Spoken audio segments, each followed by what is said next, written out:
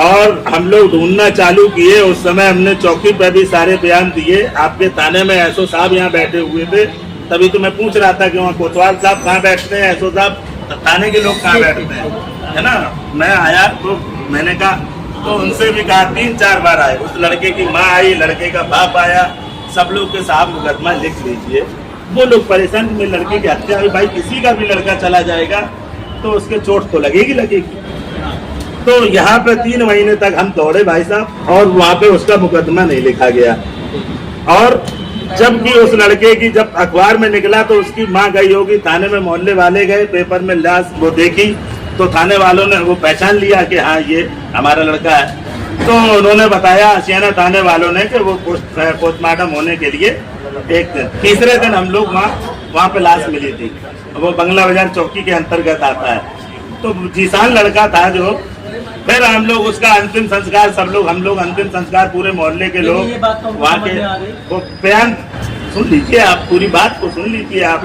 जब आपने सुना आपके थाने की लाश, वरना वो लोग जाम करने जा रहे थे VIP रोड उस समय। भाई साहब मैंने आपके पूरे प्रशासन की, थाने की लाज रखी, मैंने जाम नहीं होने दिया। मैंने कहा जो हो गया वो चीज वापस तो आएगी नहीं, आएगी। वो लोग कह रहे थे कि थाना जाम, हमने कहा नहीं ऐसा मत करिए, आप लोग अंतिम संस्कार करिए इसका, जो हो गया वो वापस नहीं। किसी तरह उसका पूरी आपकी पुलिस फोर्स ने मिलके उस लड़के का अंतिम संस्कार करवाया। हम लोग वहाँ अंतिम संस्कार में रहे। फिर उसके बाद 2 महीने तक दौड़ते रहे। सिजरा रिपोर्ट यहाँ भी आए तो ACP साहब के यहाँ, इनके यहाँ भी आए, तो वहाँ से वो 4-5 पन्ने के कागज मिले, बोले कि यही है, अभी वो रिपोर्ट नहीं आई, अब सिजरा रिपोर्ट नहीं आई। तो बेचारे तो अशिक्षित आदमी जो अंगूठा लगाने वाला है वो टूट जाता है। वो कहता है कि मेरा मुकदमा ही नहीं लिखा गया, थाने में कोई सुनवाई नहीं। जबकि एक मैं राष्ट्रीय अध्यक्ष होकर मैं 20 चक्कर लगाया आपके थाने में, नहीं लिखा गया, कोई नहीं सुनवाई हुई। 4-6 बार हमने आजाद नगर चौकी पे उसका हमने बयान दिया। उस समय जो भी वहाँ पे अधिकारी उपस्थित होंगे उनको हमने पूरा बयान दिया, सब कुछ बताया। वो लड़का दरअसल वहाँ पे कहीं काम कर रहा था। आजाद नगर KTM कंपनी है बस अड्डे के पास, वो लड़का वहाँ काम कर रहा था। तो उस लड़के ने मुझे फोन किया कि अंकल जी यहाँ पे कुछ लोगों ने मुझे मारा है, और मेरे मोबाइल पे उसने मैसेज भी लिख के भेजा, और अंकल जी आप कृपया उनसे बात कर लीजिए। तो हमने कहा बेटा किससे हम बात कर लें, तुम हमें मिलो। तो फिर वो लड़का दूसरे दिन हमें बताया, तो हम पकड़ी पुल पे मिले जाके।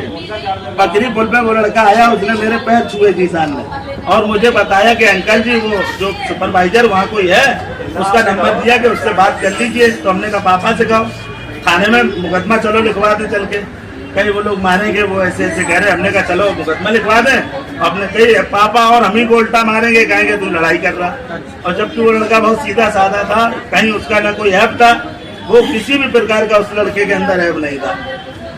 तो हमने कहा अच्छा ठीक है तुम कह रहे हो। तो हम फिर मैंने उस मालिक से, कंपनी वाले से जो सुपरवाइजर था, या नाम तो याद नहीं है इस समय बाकी, तो हमने उससे बात किया।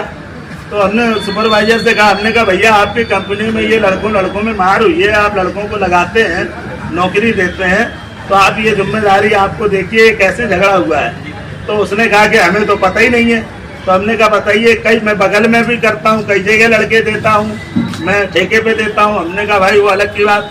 हमसे बोला कि आप कौन है, तो 1 मिनट, हमने कहा आप कौन है, तो बोला कि हाँ, उसने दरोगा, सॉरी किसने कहा था कि हमसे कहा कि उसने कहा सुपरवाइजर ने कि आप कौन है।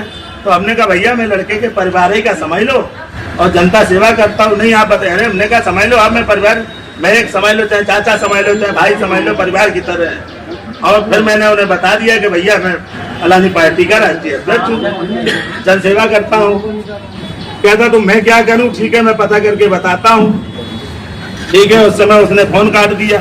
दूसरे दिन वो लड़का फिर हमसे मिला, तो उस लड़के ने हमसे कहा कि अंकल जी आपने बात की। हमने कहा यार बात तो किया था, उसने सुबह बात करने के लिए कहा था। तो मैंने कहा ठीक है, बोले कि एक बार और फोन कर लीजिए। हमने कहा यार बार बार फोन ना कराओ हमसे, या तो चलो तुम्हारा मुकदमा लिखवाने चल के थाने में किसने लगा। बोले मुकदमा नहीं, एक बार आप उनसे देख लीजिए। उन्होंने कहा कल रात ने किया कल। तो हमने फिर उसको फोन किया, तो उसने फोन काटा और मैंने बताया। हमने कहा साहब आपको कल फोन किया था, वो जीसान के मामले में आपने क्या किया, वो लड़के को जो झगड़ा हुआ था लड़कों में, उसने फोन काट दिया। फोन काटने के बाद उसके बाद हमें कोई पता नहीं।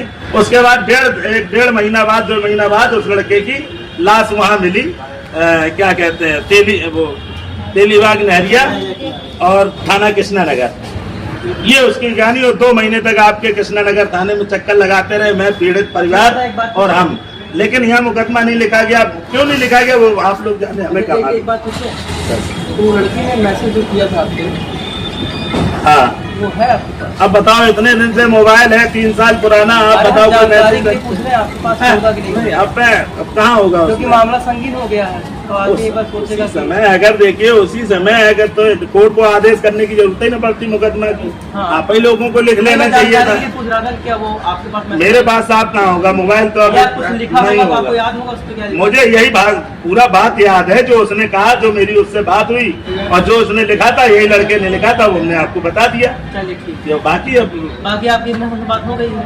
हाँ? इतने से आपसे बात होगी आप? हाँ, उनसे बात हो ही गई है। बाकी हमारे लायक कोई सेवा हो तो आप बताइए। अरे बस आपसे, आप अपना नंबर बता दीजिए, क्या नंबर है, लिख दीजिए कागज पे थोड़ा सा, तो कम से कम आपसे भी बात हो जाएगी। अविनाश कुमार जी, बहुत बहुत धन्यवाद, आपने मेरी बात को सुना। मैं आपका भी आभारी रहूंगा, और जरा उसकी मदद करवाइए। उन जो हत्यारे हैं उनको किसी भी तरह से गिरफ्तार करवाइए, पुलिस यही मैं चाहता हूँ। हमारा तो काम है फाइंड आउट करना, हम संख्या उसी बात की लेते हैं, हम वही काम करेंगे साहब।